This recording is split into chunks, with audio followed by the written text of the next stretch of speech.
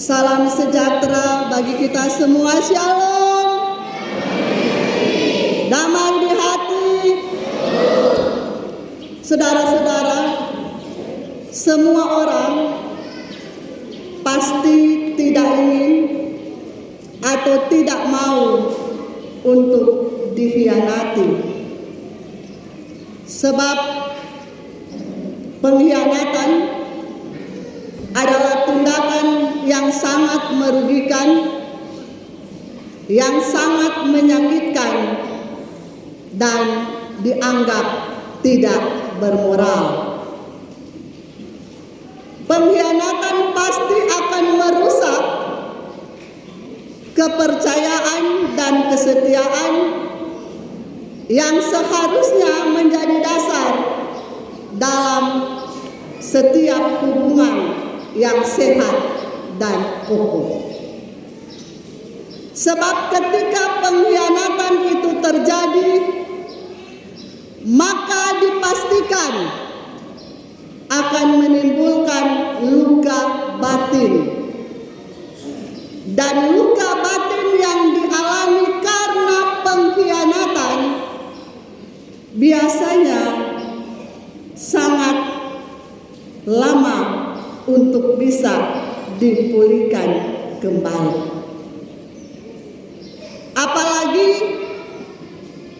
pengkhianatan yang dilakukan oleh orang-orang yang sangat dekat dengan kita, orang-orang yang sangat kita cintai dan kasihi. Apakah itu suami, apakah itu istri, apakah itu saudara kita, apakah itu teman kita, apakah itu istilah yang tren sekarang besti-besti kita.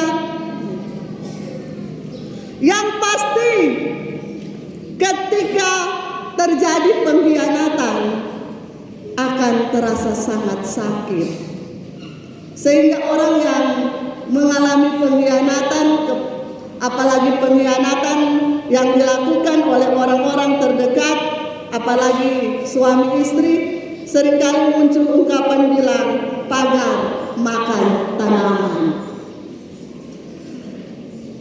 Saudara-saudara yang dikasihi dan diberkati oleh Tuhan, begitu juga dalam kehidupan berjemaat dan bermasyarakat, kita seringkali menjumpai tindakan dalam tanda kutip menyerahkan atau menjual teman sendiri dengan cara memfitnah, menyebarkan ujaran kebencian dan lain-lainnya demi untuk mendapatkan rasa simpatik, keberhasilan, kesuksesan, dan ketenaran. Saudara-saudara yang dikasihi Tuhan, dalam situasi seperti ini maka gereja sebagai satu persekutuan harus bisa mengedepankan hidup dalam kasih. Antara lain harus mampu mengedepankan tentang kejujuran, ketulusan, dan hidup yang mau selalu membantu dan mau saling melayani. Namun tidak jarang dijumpai dalam persekutuan bergereja berjemaat ada yang tidak setia kawan, bahkan secara sadar dan terang-terangan seringkali menjual kekurangan sesama anggota jemaat, bahkan sesama pelayan khusus. Kenapa? Karena di dalam hatinya ada iri hati, kekecewaan, dan kedengkian. Karena itulah sehubungan dengan tindakan yang tidak setia kawan dan berkhianat, maka di minggu sengsara yang ketiga ini gereja kita memberikan tema dalam pembacaan ini, sesungguhnya seorang di antara kamu akan menyerahkan aku. Saudara-saudara yang dikasihi Tuhan, di zaman Tuhan Yesus dikhianati. Tuhan Yesus pernah dikhianati oleh murid yang juga merupakan orang yang sangat dipercayai oleh Tuhan. Bahkan karena Tuhan Yesus sangat percaya kepada orang ini, maka dia diangkat menjadi bendahara. Kalau bendahara berarti orang yang sangat dipercayai. Dan orang ini bernama Yudas Iskariot. Menjadi pertanyaan, apakah ketika Yesus tahu dia hianati, Yesus marah? Kenyataan yang ada dalam pembacaan tadi di ayat 21 dikatakan, setelah Yesus berkata demikian, dia merasa sangat terharu. Rasa terharu itu menggambarkan ada tekanan, ada beban, ada rasa kecewa, ada rasa marah. Dan itulah yang dialami oleh Tuhan Yesus. Dan Tuhan Yesus marah ketika dia mati. Apalagi pendeta, penatua, diaken, anggota jemaat. Normal kalau marah ketika dia mati. Kalau orang dikhianati, kalau anak marah berarti anak normal. Sedangkan Tuhan Yesus marah, apalagi orang secara manusia. Saudara-saudara, Yesus adalah anak Allah yang maha tahu. Sehingga dia tahu persis siapa yang sudah mengkhianatinya, yaitu Yudas Iskariot. Siapa Pak sebenarnya ini Yudas? Yudas Iskariot adalah murid terakhir dalam daftar yang dipanggil oleh Tuhan Yesus. Berarti Tuhan Yesus ada rekrutmen murid-murid, paling terakhir Yudas yang masuk lolos sebagai murid Tuhan Yesus. Yudas Iskariot memiliki arti pengkhianat, pemberang, tetapi juga memiliki arti sebagai pria yang berasal dari Kariot. Pendeta 24 tahun belum pernah baptis anak diberi nama Yudas. Mari tahu kalau di Bukit Karmel ada yang kasih nama Yudas, ya. Tapi selama pendeta membaptis anak-anak, nggak ada yang memberi nama Yudas, ya. Karena memang ini Yudas baru DP arti, DP nama pengkhianat, pemberang. Sebab orang tua memberi nama pada anak, di dalam nama itu terselip doa. Nggak mungkin orang tua mau kasih nama terselip doa supaya ini anak besar jadi pengkhianat. Sehingga jelas anak ada kasih nama Yudas. Pendeta sarankan jangan usah, ya. Yang ibu-ibu hamil jangan usah kasih nama Yudas. Karena nama ini mencerminkan juga, tuh, diartikan nama sebagai pengkhianat. Kenapa no kalau mau kasih nama Yudas? Ada orang bilang hanya sekedar nama, nggak apa-apa. Tetapi yang pasti Yudas ini dari awalnya diberi nama dengan arti pengkhianat. Tetapi di balik itu sebenarnya ini Yudas ada DP kelebihan. Nah, itulah sisi manusia, ada DP kekurangan, ada DP sisi kelebihan. Nah, kelebihan dari Yudas di mana dia adalah murid yang paling cekatan. Cekatan berarti sama dengan rajin kan? Nah, bahkan dia adalah seorang murid yang selalu tampil lebih dulu menyelesaikan tugas. Jadi apa-apa yang diperintahkan oleh Tuhan Yesus, ini Yudas ini pertama kali boleh menyelesaikan karena dia cekatan. Sehingga karena Yudas ini cekatan dan dia juga sangat cepat menyelesaikan tugas, makanya tidak heran kalau Yudas dipercayakan oleh teman-temannya yang lain untuk menjadi bendahara. Dia sangat dipercayakan untuk boleh menjadi sesuatu yang boleh dipercayai dalam sebuah organisasi atau kelompok. Itu Yudas P kelebihan. Sekarang Yudas P kekurangan. Yudas P kekurangan yang pertama, Yudas seringkali hanya bersandar pada pengertiannya sendiri. Itu pertama. Yang kedua, Yudas P kekurangan, dia mau dikritik, tapi dia suka sekali mengeritik. Nah, ini bahaya. Orang yang suka mengeritik, marni mau dikritik. Padahal orang ini tidak sempurna. Ketika orang dikritik, kalau itu menurut kita hal yang baik untuk memperbaharui orang kehidupan, kenapa tidak untuk menerimanya? Tapi kenyataannya ada orang kadang-kadang juga hampir sama dengan Yudas, suka mengeritik tapi tidak mau untuk dikritik oleh orang lain. Dan kelemahan Yudas yang terakhir, ini Yudas suka sekali cari muka Tuhan Yesus, cari muka. Jadi ternyata orang-orang yang cari muka bukan hanya pada zaman sekarang, di zaman Tuhan Yesus juga suka sekali dia cari perhatian, cari muka Pak Tuhan Yesus. Ini adalah kelemahan yang dimiliki oleh Yudas. Semoga orang yang hadir saat ini tidak akan pernah memiliki karakter yang sama dengan Yudas. Tapi kalaupun ada, masih ada waktu untuk orang bertobat. Saudara-saudara, Yesus adalah anak Allah yang Maha Tahu.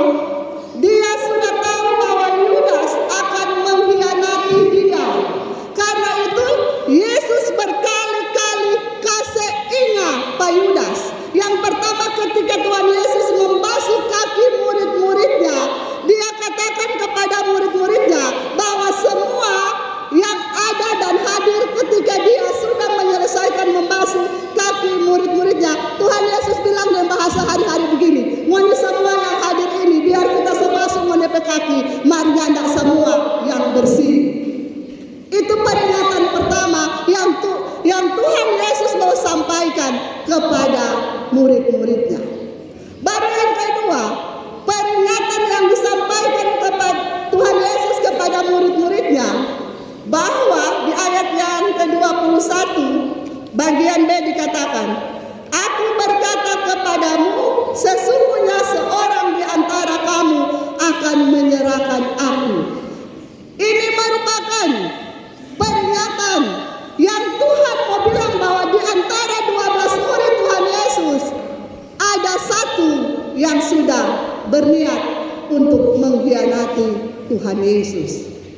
Tetapi peringatan dari Tuhan Yesus ini tidak dipahami benar oleh para murid-muridnya, sehingga menimbulkan banyak tanda tanya dari murid-murid Yesus. Siapakah ini yang dimaksudkan oleh Tuhan Yesus? Karena itu di ibadah pas kita bilang, ternyata itu orang tukang kepo, ya. So ada sejak zaman Tuhan Yesus, termasuk ini murid-murid Yesus. Ketika Yesus mengatakan hal itu, orang antara sesama teman bilang, "Siapa kan dia? Siapa itu yang mengkhianati?" Nah, ini Petrus. Nah, orang kenal ini Petrus, dia murid yang paling cepat mengambil tindakan. Ini Petrus ini orang yang paling suka kepo. Karena itu Petrus tahu dari 12 murid ini ada satu murid yang sangat dikasihi oleh Tuhan Yesus, yaitu Yohanes, yang kebetulan duduk di sebelah Tuhan Yesus. Petrus bilang ke Yohanes, "Tanya akan Paulus, siapa itu yang bermaksud?" Ya. Dan Yohanes adalah murid yang dikasihi Tuhan, babise Pak Tuhan Yesus. Tuhan, siapakah itu? Siapakah yang dimaksudkan itu? Saudara-saudara, dari narasi cerita ini, Tuhan Yesus nyanda langsung bilang, "Yudas, nyanda." Tetapi Tuhan Yesus hanya menjawab dalam bentuk tanda. Apa tanda itu?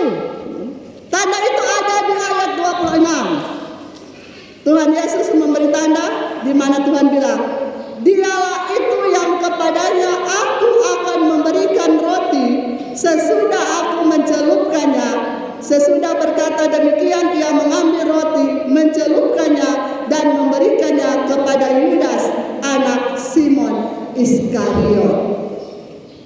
Yesus memberi tanda, dia bilang bahwa orang yang pertama kali dia kasih roti setelah dicelupkan, sebenarnya Yesus bilang dia itulah yang dimaksudkan oleh Tuhan Yesus. Tetapi ternyata murid-murid Tuhan Yesus tetap belum bisa memahami dengan baik apa yang Tuhan Yesus maksudkan. Dan dari murid-murid Yesus ini pun nggak menyangka kalau yang dimaksudkan oleh Tuhan Yesus adalah Yudas Iskariot. Karena orang tahu ini Yudas ini adalah kepercayaan dari Tuhan Yesus. Dan yang tak mungkin Yudas mengkhianati Tuhan, karena Yudas adalah orang yang paling dekat dengan Yesus. Ini juga menjadi tanda awas bagi orang semua dengan Yudas yang dekat sekali dengan Tuhan Yesus, tiap hari bersama-sama dengan Tuhan Yesus. Tuhan Yesus pepolo dundang, pesayang-sayang, asito boleh mengkhianati Yesus. Apalagi hanya orang manusia biasa. Dan ini juga menjadi peringatan bagi kita.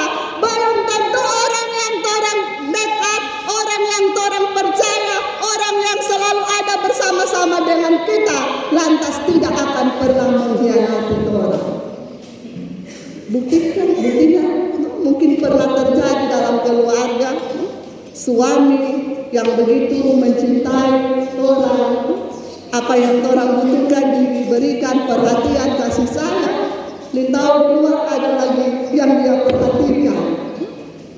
Begitu juga sebaliknya istri, semua kebutuhan suami sepenuhi, ternyata masih cari lagi di luar.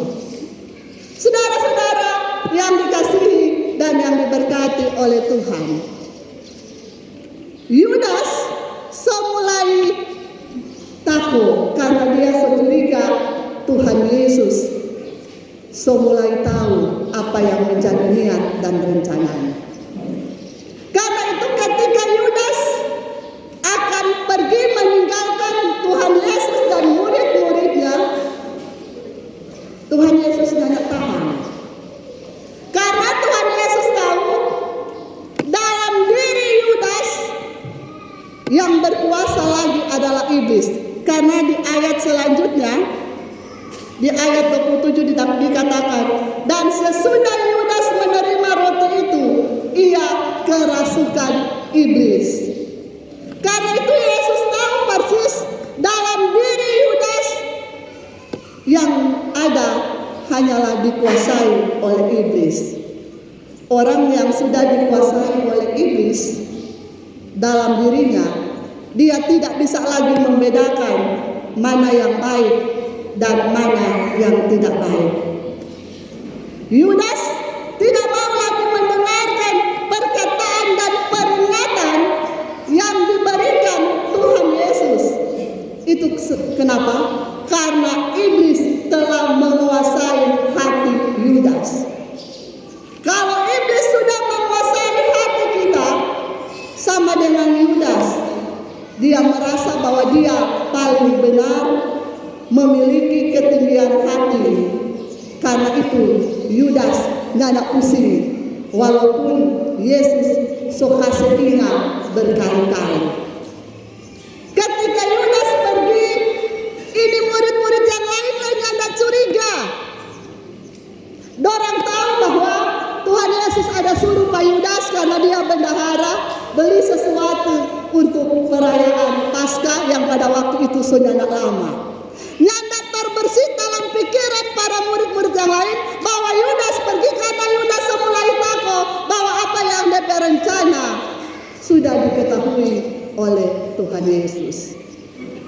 Saudara-saudara yang dikasihi dan yang diberkati oleh Tuhan kita Yesus Kristus, sesungguhnya dalam perjalanan kehidupan kita, lewat bagian Alkitab ini mau mengingatkan bahwa sebuah pengkhianatan pasti akan menerima penghukuman.